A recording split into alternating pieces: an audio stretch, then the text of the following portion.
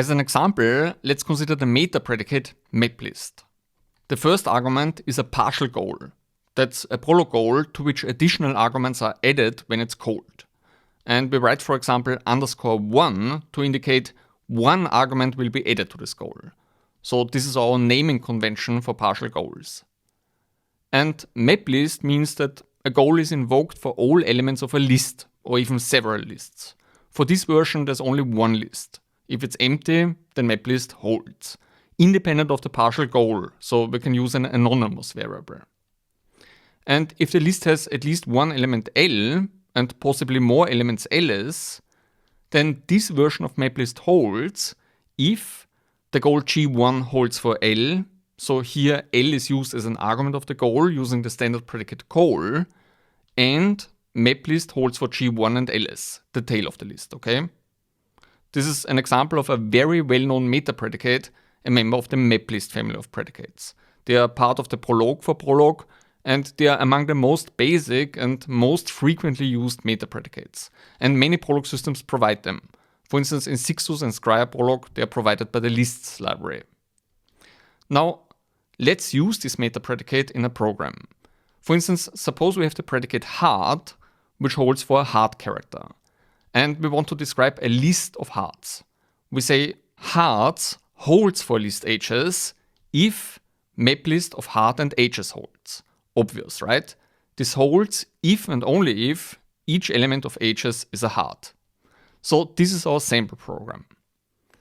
And now we can ask, for example, the most general query, are there any solutions at all? Yes, the empty list is a solution. And on backtracking, we get more solutions. Lists of hearts are solutions as intended. And now I have a simple question about this program and query. Namely, which predicates are used?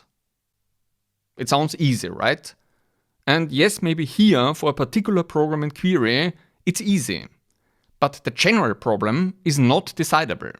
So there is no mechanical method that always terminates and always, that is for every program and query, correctly tells us which predicates are used. How can this be? It seems so obvious, right? I mean, we easily see, starting from the query, that the predicate hearts is used, right? And that hearts uses maplist. So maplist is used, and so on, right? So it seems simple, but it's not. No algorithm can correctly decide it for all cases. It may work in some cases, and even in many cases, but not in all cases. And I'm not even talking about situations where we don't yet know the full program. For instance, because the program depends on user input. For example, here, of course we don't know which predicates are used because the user is asked for a goal which is then called. But this is not what I'm talking about. This is not decidable even if we allow only programs that don't read any input during execution. So the entire program is known. It's only semi-decidable.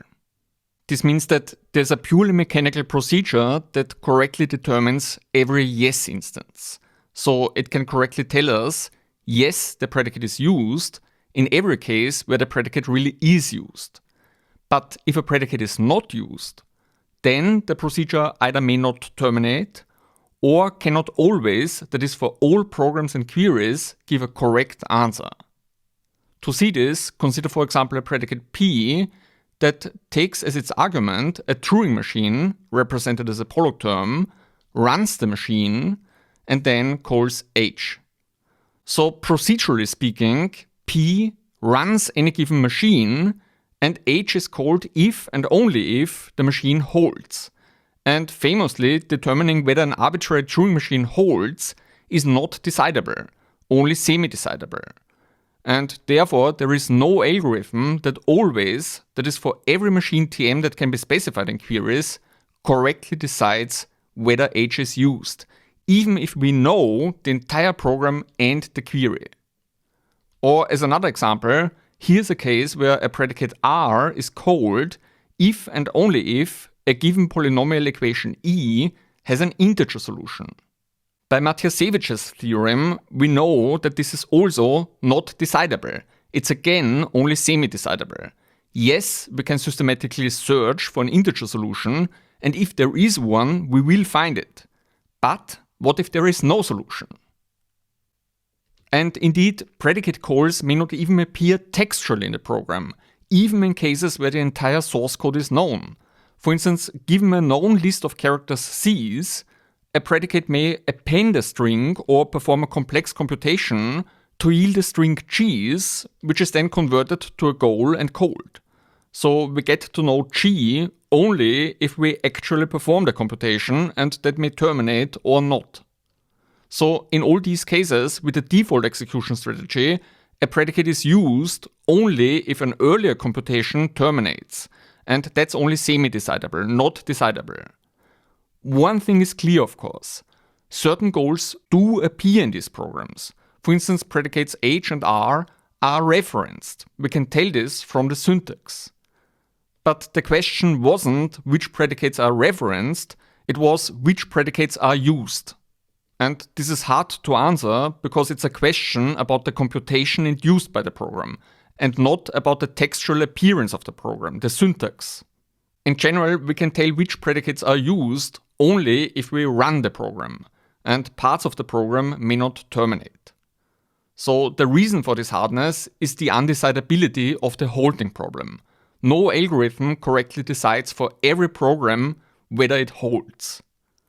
And in fact, as a consequence of this, one can show a vast generalization of the impossibility we are facing here. All non-trivial semantic properties of programs are undecidable. This is one way to phrase Rice's theorem, named after Henry Gordon Rice, who proved it in his doctoral dissertation. What does this mean? First, a property is a set of programs.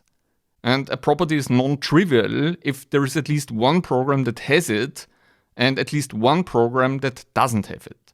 Or in other words, the property is not the empty set and doesn't contain all programs. For example, if we consider programs as Turing machines, then a trivial property is the cardinality of the language accepted by the machine is greater than or equal to 0. Or as another example, the accepted language is Turing recognizable. This holds for all Turing machines, so it's trivial. And second, in this terminology, a semantic property is entirely about the result of a computation. It's not about the source code, the syntax of a program, and not even about operational properties of a program, such as its time or space complexity, but only about the function or partial function corresponding to a program. And we consider two programs semantically the same if for every input either both terminate and yield the same result or both don't terminate. For instance, for programs that take no inputs, the program computes 5. Or in terms of functions, the program is the constant function 5. This is entirely about the computed result of a program and not about how it's written. So this is a semantic property. It would maybe be less ambiguous to call such a property an extensional property. Or as another example, for programs that run in an environment, the program is a computer virus. That is, it infects other programs. Or for programs that take input, the program computes a total function. That is, it holds on all inputs. Or the program computes x plus y for all input integers x and y. All of these are semantic properties in this terminology. And they're also non-trivial, because for each of them, there is a program that has it, and also a program that doesn't have it. And it may sound easy to decide some of these properties. And it's true, some of these problems are easier than others. For example, the program computes 5 is semi-decidable. We can run the program and say yes if it does. So we can recognize all yes instances. But as long as a program still runs, we can only say not yet. And we can't decide algorithmically, that is, in a mechanical way that always terminates and is always correct, whether it will ever compute 5. And a property about all inputs is in general not even semi-decidable. So in general, we can't even correctly recognize all yes instances. So it may appear easy, but it's in fact not possible. These are all non-trivial semantic properties, and therefore, by Rice's theorem, none of them are decidable. Why? Well, suppose we have an algorithm that correctly decides such a property for every program. Since Prolog is Turing complete, it suffices by the Church Turing thesis to assume that we have a Prolog predicate P that decides the property. That is, for any given program, P terminates and it holds if and only if the program has the property. And we are free to choose any representation for programs. For instance, we can represent programs as strings, integers, and so on. The syntax of a program doesn't matter for this theorem. Only the computed result of the program matters. And without loss of generality, we can assume that a program that only loops does not have the property. Otherwise, we use a predicate that negates P. So we now know a program that does not have the property, namely the program denoted by loops. And since the property is non-trivial, there is, in addition to a program that does not have the property, also a program, say T, that has the property, and for which P of T therefore holds. And we can find T with P. And now, for any program A encoded as alpha, we construct a program H equivalent to a Prolog program that, procedurally speaking, first meta-interprets alpha, using an interpreter tailored for programs in our representation, and we can easily implement this, and then meta-interprets program T, okay? And to this clause, we add a single query, the question, does G hold? So procedurally speaking, this program runs the predicate G. And importantly, we can write this program in a finite number of steps, and notably without running alpha or T. We only plug in the representations of these programs here. This is now a perfectly valid program, and we can also represent it in our way in a suitable encoding. So this, or if necessary, an equivalent program in the language we are considering, is program H. And now we use the assumed predicate P to ask, what is P of H? That is, does this program H have the property or not? Well, suppose program A, encoded as alpha, terminates. Then H runs it to completion and then interprets T. And we know that T has the property, and therefore H also has the property. So if A holds, then P answers true. And what if program A loops? Then H loops too, because H meta-interprets alpha. And the other goal doesn't even matter. And we know that the program that loops doesn't have the property. And therefore, if A loops, then the answer is false. So in total, this is a mechanical procedure that always terminates and always correctly decides whether an arbitrary program A holds. In other words, this is an algorithm that solves the holding problem. But this cannot be the case because the holding problem is undecidable. There is no such algorithm. So we must drop the only assumption we made here, namely that such a predicate P exists. And we conclude, no Prolog predicate, and by the Church Turing thesis, therefore no algorithm, correctly decides a non-trivial semantic property of arbitrary programs. Any mechanical method will either loop or yield wrong answers on some programs. It can't always terminate and always be correct. So this puts a rather fundamental limit on static analysis of programs. All non-trivial semantic properties are undecidable. And we can see the undecidability of our original question, which predicates are used, as an immediate consequence of Rice's theorem. Because we can construct a Prolog program that uses a predicate if and only if a given program has a non-trivial semantic property. And if any algorithm could correctly decide which predicates are used, then it would therefore also decide the property, which we know is undecidable. So Rice's theorem has very far-reaching consequences. But many things are still possible. And in many concrete cases, including this one, it's possible to answer such questions, just not in all cases. Also, undecidable doesn't rule out semi-decidable. And indeed, many interesting properties of programs are semi-decidable. For example, as already mentioned, even though the used predicates aren't decidable, they are recognizable, that is, semi-decidable. So in this case, we can at least approximate the solution, and we can choose to over or underestimate the set of used predicates depending on what is most useful in an application. And also, rices-theorem is exclusively about semantic properties, and it says nothing about other types of properties. For instance, what about a syntactic property, such as which predicates are referenced? This is a question about the code, the syntax of the program. And it's quite clear, right?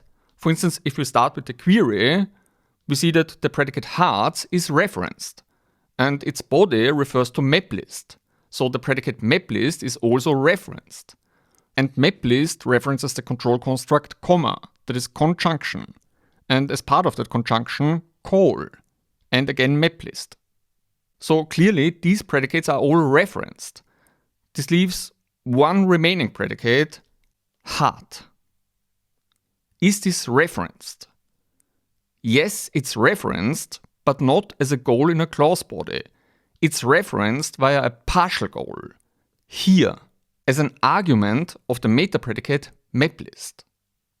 And meta predicate declarations let us express such connections, namely which arguments refer to goals or partial goals. Why do we need this? For instance, in this case, it seems so obvious. We have here the goal call, and so we know that G1 is called. So it must be a partial goal. Well, we know this, but how would any algorithm, such as a code analyzer, know this? There's nothing in the program that tells any algorithm that this predicate call calls a goal or partial goal. Yes, it's named call, but how would any mechanical procedure deduce in general that any predicate calls a goal? As a consequence of Rice's theorem, we know that's undecidable. It's only semi-decidable. Of course, we could hardcode it for the specific case of call or maplist. But then, what about other predicates that call a goal, such as lambda expressions, if underscore, and any general predicate? And maybe we don't even have the Prolog source of a predicate. Maybe maplist is written in Rust or Zig, or is cheat compiled. And so we only have the machine code. Or maybe the source is supplied only later by users, and so we can't even reason about the code. But still want to convey to code analysis tools which of these arguments refer to goals. And for this, we have meta predicate declarations. It's a directive, so we write :meta predicate of the predicate name, in our case maplist, and now we indicate the type of each argument. In our case, we write 1 for the leftmost argument to state this argument is a partial goal that is called with one additional argument. And the other argument can be anything, denoted by a question mark. So this is an example of a meta predicate declaration. It's a syntactic facility and therefore not affected by Rice's theorem. And code analysis tools such as cross-referencers take such declarations into account so that they can tell us which predicates are referenced and where. Or for example, to detect which referenced predicates need to be recompiled because their source code has changed and so on. And in general, the referenced predicates over and under approximate the used predicates. But that's what we get from a cross-referencer. As the name already suggests, the referenced predicates, not necessarily the used ones. And that can still be useful, at least as an approximation of used and unused predicates in programs. And meta predicate declarations provide just enough type information to make cross-references work. We also get other benefits. For instance, a Prolog system can use these declarations to generate more efficient code. And Scryer Prolog does this. We can see the compiled WEM instructions with the diagnosis library. Using WEM instructions, we get the instructions of hearts, and with portrait clause, we emit each instruction on a new line. Here they are. And this index pointer here is a direct pointer to precompiled instructions that call heart. So that's another key advantage of meta predicate declarations. They enable a Prolog system to generate dedicated instructions for partial goals at compilation time. And at runtime, it can directly use the address. and therefore call the predicate more efficiently, because at runtime it no longer needs to look up the address. And we also notice here the compound term colon with 2 arguments. Why is this here? It doesn't occur in our program. So Prolog has put this here on its own. In this case it seems it's not even needed, because at runtime the address can be directly used. Still, there's a reason why such colon terms arise with meta-predicate declarations, and it has to do with modules.